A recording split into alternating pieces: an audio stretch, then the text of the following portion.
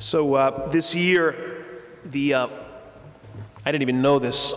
Somebody told me this just recently, that the NFL, I guess they changed their schedule a little bit for this past season. For the first time, every team played 17 regular season games. Because of that, they had to extend the season. And because of that, they had to push the Super Bowl back a week. For the last, 15 or 16 years, the Super Bowl's been on the first Sunday of February. Well, it's not this year, obviously, it's next Sunday. Anyway, there was this guy who I guess was unaware of the change with the Super Bowl. So he put out this online post, I guess. It's kind of interesting. This is what he said. I have 2 tickets to the Super Bowl, club-level tickets, amazing seats. I paid $10,000 for both tickets, but I didn't realize last year when I bought them, it was going to be the same day as my wedding. If you're interested, I'm looking for someone to take my place. It's at St. Matthew's Church in Chicago at 2 p.m. She'll be the one in white.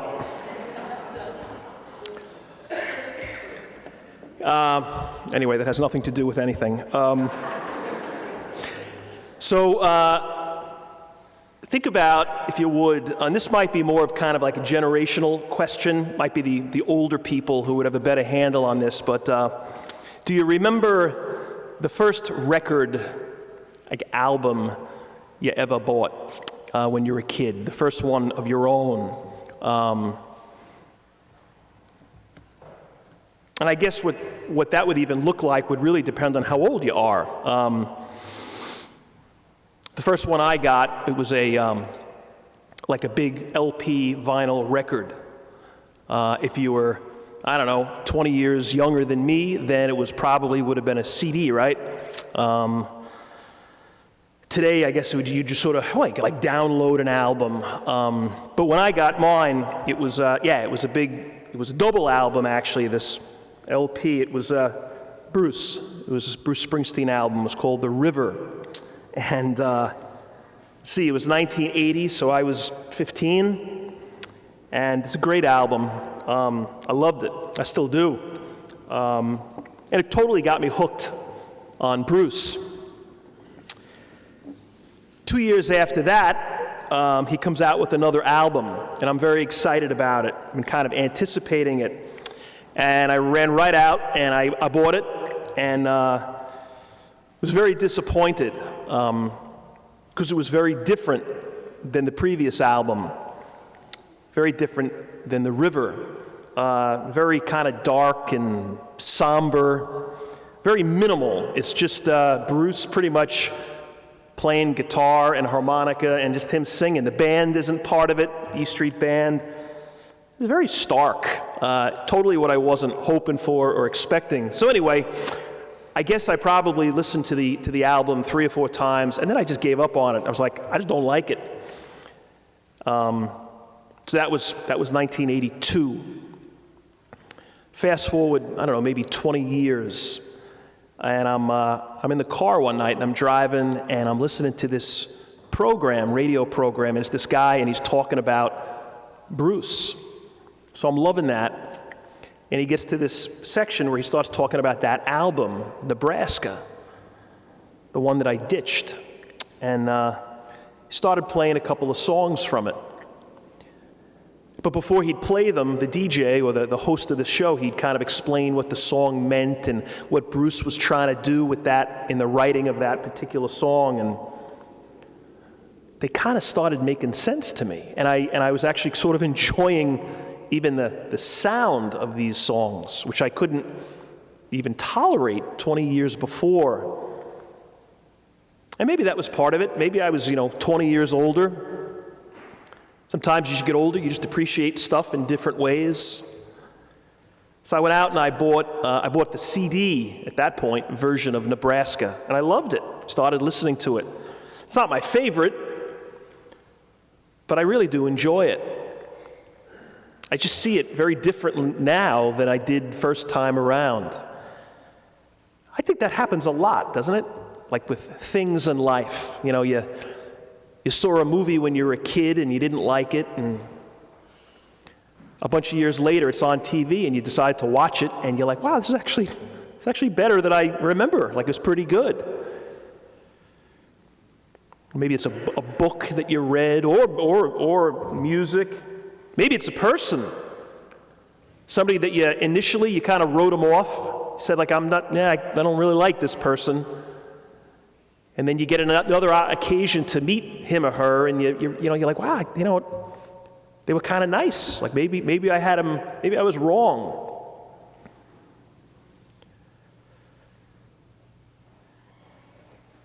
You kind of discover something else. I think that should always happen with Scripture, especially the Gospels, because we kind of know them the most, I think, because we hear them the most. It's like, I heard this story 500 times. I know it. I know how it begins. I know how it ends. You're thinking, like, I don't know. I don't think there's much more I can get from it. And on 501, you hear something.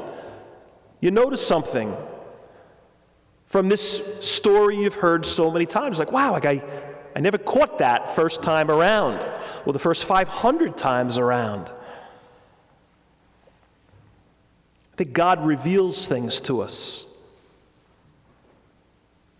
sometimes after we've dismissed them. It definitely happened with this gospel for me. That clip that we just showed, I watched that a couple of days ago. And I saw something in that scene that I had never really thought about in hearing this gospel and reading and even preaching this gospel. It's something Jesus does in that scene. He walks into the water. It's kind of crazy looking. He's like fully clothed, and he just wades right into this lake. I don't know, I just figured the boat was on the shore. Like it was pulled up and it was on the sand. Or maybe it was docked somewhere. And all he had to do was just sort of take a step and lift up his leg and step into the boat. But in that scene from the movie, it's like, no, he's not. The boat's not there. The boat's 20 feet out. So he goes walking toward it. It's interesting also, and very important, I think, in that scene, like, he gets to the boat, but he can't really get in it on his own. He says to Peter, give me a hand. Like, it's too high up, the boat. He can't hoist himself up. Peter's looking at him. Well, first, but even before that, Peter's looking at him like, what are you doing? Why are you coming over to me in the water? And why do you want to get in my boat? So he's kind of like, go away. Jesus' hand puts out his hand, and then something happens with Peter. He grabs his hand, and he pulls him in. Peter lets Jesus in the boat.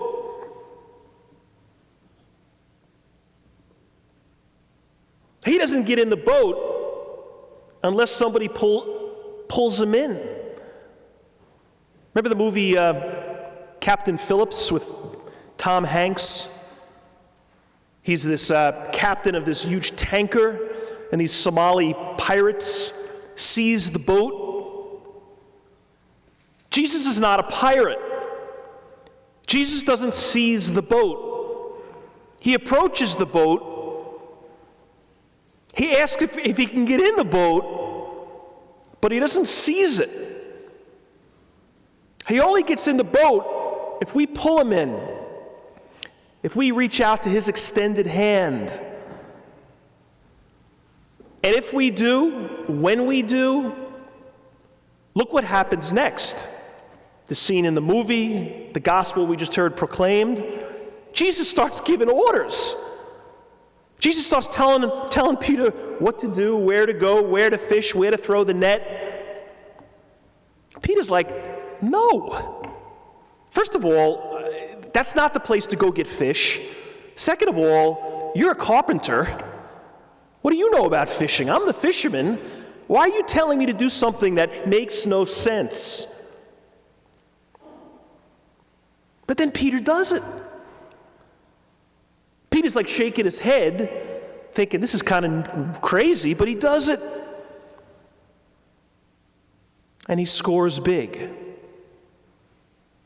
Like crazy big. More fish than he ever caught. It almost sank the boat. Here's the point. If we choose to let him in our boat, our choice, number one, he's not seasoned it. He's not a pirate. If we choose to let him in, he's going to start giving us marching orders. And more often than not, they're going to seem a little crazy. They're not really going to make sense. But if we listen to those orders, we're just going to win big. We always do when we listen to him. I saw, I think it was yesterday on the news, there was this interesting story. This pizzeria in this little town in Utah burned down, kind of like totally destroyed. This building had been in this town for 60 years, family-owned business. It was a small town. There were two pizzerias in the town. The other one was very recent. So there were only two. Now there's one. Man, for the new guy, it's like, I got no more competition. I'm the only show in town. Like, sorry for your troubles, but man, this is like I hit the jackpot. If you want pizza in this town, you gotta come to me. You know what the guy did? The pizzeria who burned down, I guess they had like 500 pizza boxes left over. They weren't where the fire was. So what the new pizza guy said was, give me your boxes, and I'll put my pizzas in your boxes, and we'll advertise your place. And we'll get a GoFundMe thing going for you to get you back on your feet. And we'll print out a flyer, and we'll put it on every one of our boxes. And that's what they did.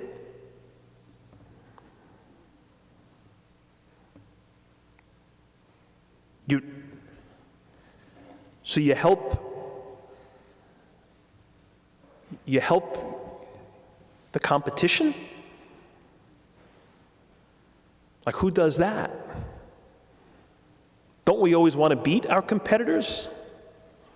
Well, we do, but maybe not at all cost and every way. So this guy helps his competitor get back on his feet. Well, that's, I think, what happens when you let him in your boat. I remember reading this story about it was a nursing home out in San Francisco. This was about, I think, a dozen years ago. And it was a terrible nursing home, filthy, awful place. And it was shut down. The state came in and they failed all these multiple violations, failed these inspections. So they shut it down. And they said, in the next 2 weeks, we're going to relocate all to the residents that were there to other safe places. Well, the owners of this nursing home, who were pretty awful, said, no, we're shutting down now. We're not giving you 2 weeks. So on the spot, they closed the place. And they let all the staff go. They fired them. And they just left. And you had there were 20 residents in this nursing home, completely dependent people that were now on their own. Nobody was there except two. Two staff members stayed, the cook and the janitor. And they continued to work. They didn't get paid, but they continued to remain there until eventually the state showed up and came to the rescue. But for a couple of days, these two guys just maintained this place, knowing they weren't getting paid. They were like, well, what are we going to do? Are we going to leave these poor people on their own? Well, everybody else did, except these two. So you go to work even though you're not getting paid? That doesn't make sense. That's like fishing in a crazy place. Yeah, but that's what you do when you let them in your boat. You say things like, well, yeah, I want to get paid and I can't do this long term, but I'm not turning my back on these people because they deserve respect. That's what Christians do. And yeah, I want to make a lot of money with my pizza business, but not this way. Let me help this guy get back on his feet, and then we'll compete. That's what Christians do. You know, when I used to work, before I came to Long Beach, I worked on the college campuses. I've mentioned this a bunch of times. I was at Hofstra and Adelphi, and we do these mission trips over spring break. Think about it, college kids, spring break, like when college kids are acting like morons on the beach, wherever. And I'd get like 15 or 20 of these kids who were like, yeah, we're going to go to Central America, some like desperately poor place, and we're going to just help serve people. Joe, you were in Belize we were in Belize, right? When Joe was at Hofstra. Sean, where'd you go? I know you were here in Long Beach. Where else did you go? Mexico. Where's that? Mexico. Oh, Mexico? Okay. I didn't say Mexico. Where's Mexico? Julia, did you go anywhere? Don't tell me you were hanging out on the beach. What'd you say? Where'd you go? You didn't go anywhere? Okay. Weren't they amazing experiences? Like, I'll never forget this, experiences. When everybody else around you guys was like, again, not everybody, but many just being a fool, you guys were like, well, hey, you guys had fun. They were fun trips. It wasn't like all work 24/7, but they were awesome experiences. Eye-opening, they put things in perspective. You come back from men, you think, man, look at the stuff I whine and complain about, and these people got pretty much nothing. Compared to them, I've got everything. So I got to stop being a baby. I ought to be more grateful than I am. And like your heart got bigger and your perspective grew. And you weren't a fool on the beach somewhere on a spring break. Well, that's what people do when you let them in the boat. Come on, that pizza guy, do you think that's a story? Think that's a national story if it's just about a guy whose pizzeria burned down? It's like, yeah, sorry, but like, so what? That became a story. I'm telling you about it because of what the other guy did.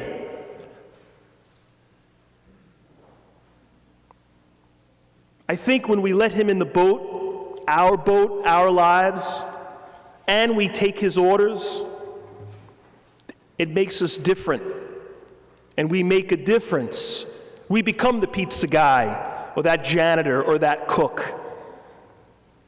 We make lives better. You know, there was a line at in that scene. It's a quick little back and forth with Jesus and Peter, and it's actually not even in the gospel. It was a little bit of, I guess, artistic license from the guy who made the movie. Jesus says to Peter, he's in the boat at this point, and he looks at Peter and he goes, give me an hour and I'll give you a whole new life. Give me an hour and I'll give you a whole new life. And Peter says, who said I want one? Who said I want a new life? Hey, we're all guilty of that at times.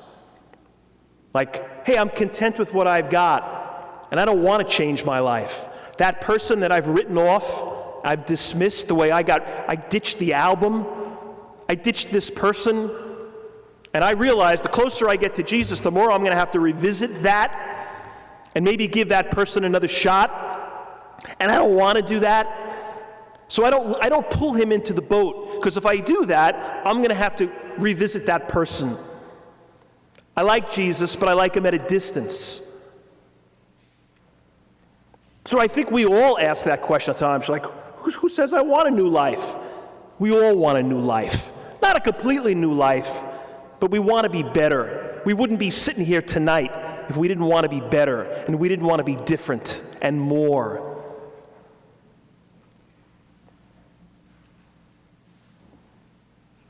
So take his hand, pull him into the boat.